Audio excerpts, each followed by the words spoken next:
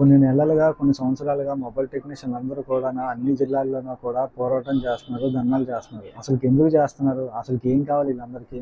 అది తెలుసుకోవాలంటే ఫస్ట్ ఈ వీడియో చూడండి. आपका बिजनेस हम लोगों की वजह से चलता है। अगर हम भी बाहर से दिल्ली से कॉम्पो ला के बेचेंगे तो आपका बिजनेस क्या चलेगा? आप भी तो दुकान बंद करके चले जाएंगे ना। आपका बिजनेस चलता है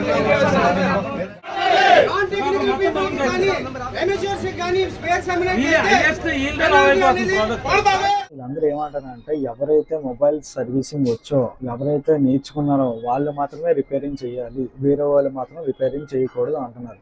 మార్వాడీస్ ఏంటి పర్మిషన్ తీసుకున్నారు?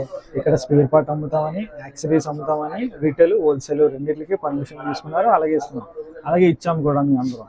కానీ వీళ్ళు ఏం చేస్తున్నారంటే కస్టమర్లకి కాంబో రేట్ స్టార్ట్ చేశారు. మాకన్నా 100-200 తక్కువగా వస్తుందని చెప్పి కస్టమర్లు కూడా వెళ్తున్నారు.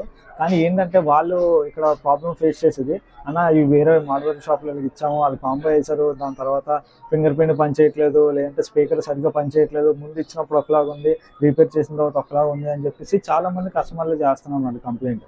దీని కంప్లైంట్ ద్వారా మా మొబైల్ టెక్నీషియన్ యూనియన్ అనేది దీని మీద యాక్షన్ తీసుకొని వీళ్ళకి ఎన్నో నెలల నుంచి, సంవత్సరాల నుంచి చెప్పుకుంటూ వస్తున్నాం, బాబు మీరు సర్వీసింగ్ చేయకూడదు, సర్వీసింగ్ మేము చేస్తాము, మీరు సామాన్లు అమ్మడానికి వచ్చారు కదా, మీరు సామాన్లు మాత్రమే అమ్మండి అని చెప్పేసి ఎన్నో నెలలుగా మా యూనియన్ సభ్యులు, మా అందరూ కూడా, మా ప్రెసిడెంట్లు, వైస్ ప్రెసిడెంట్లు వీళ్ళందరూ కూడా వాళ్ళకి చెప్తూనే ఉన్నారు. అయినా వాళ్ళు వినట్లేదు. మీరు దండాలు ఇచ్చేస్తున్నామంట. ఎందుకంటే ఇవన్నీ మీరు ఆపేయండి, మీరు ఎలాగో మీ సామాన్లు అమ్మడానికి పర్మిషన్ తీసుకున్నారు కదా అని చెప్పి శాంతి నేర్చుకొని, ఎంతో కష్టపడి నేర్చుకొని వచ్చాం. మాకు వచ్చిందల్లా ఆ సర్వీసింగ్ కూడా వాళ్ళు లాక్కొని వాళ్ళు చేసేద్దాం అనుకుంటున్నారు. ప్రాపర్గా చేయడానికి కూడా రైట్స్ లేవు, వాళ్ళకి రూల్స్ లేవు. వాళ్ళు వచ్చింది వాళ్ళకి ఓన్లీ కూడా స్పేర్ పార్ట్ అమ్మడం కోసమే. ఆ స్పేర్ పార్ట్ మాత్రమే అమ్మడానికి వాళ్ళ పర్మిషన్ ఉన్నాయి. మామూలుగా మాకు ఏంటంటే ఇబ్బంది అన్నారు అనుకోండి, వాళ్ళకి ప్రాపర్గా టెక్నీషియన్గా వర్క్ రాదు. వాళ్ళు మీరు చేసేదే 100% సగం పనే. మీకు అప్పటికప్పుడు వర్క్ అయినా దాని తర్వాత ఏదైనా ప్రాబ్లం రావచ్చు. మళ్ళీ ఇంకోటి ఏంటంటే ఎప్పుడైనా ఏదైనా మొబైల్ వాళ్ళు రిపేర్ చేస్తున్నప్పుడు కానీ పొరపాటున వేరే వాళ్ళు ఎవరైనా చూసారనుకోండి, ఆ గొడవలో కానీ మీ ఫోన్ కానీ ఉండిపోయింది అనుకోండి, ఖచ్చితంగా మీ ఫోన్ కూడా రిస్క్లో పడుతుంది. యూనియన్ ఖచ్చితంగా మీ ఫోన్ కూడా హ్యాండ్ ఓవర్ చేసుకుంటుంది.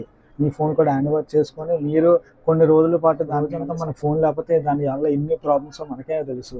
దానివల్ల మీరు ఎలాంటి ప్రాబ్లమ్స్ చిక్కుకోకండి, ఎవరికి అవ్వకండి. అన్న ఇప్పుడు సరే అన్న, ఇప్పుడు ఎలా మాకు తెలుస్తుంది ఎవరు వీళ్ళు మంచి టెక్నీషియన్లో, ఎవరు మంచి టెక్నీషియన్ కానీ ఎలా అంటే, ఇలాగా యూనియన్ అనేది అందరికి కూడా ఐడెంటిటీ కార్డ్స్ ఇచ్చింది. ఈ ఐడెంటిటీ కార్డు ఏంటంటే ఓన్లీ యూనియన్లో ఎవరైతే ఉన్నారో, ఎవరైతే మొబైల్ వరకు వచ్చో, ఎవరైతే మొబైల్ టెక్నీషియన్గా బిరీద్ అయితే ఉన్నారో వాళ్ళ దగ్గరికి వెళ్ళి మీరు మొబైల్ రిపేర్ చేసుకోండి. ఒకవేళ మీ మొబైల్ ఏమైనా అయినా ప్రాబ్లం అయినా సరే వాళ్ళైనా సాల్వ్ చేస్తారు, వాళ్ళు కాకపోతే మేమైనా సాల్వ్ చేస్తాం.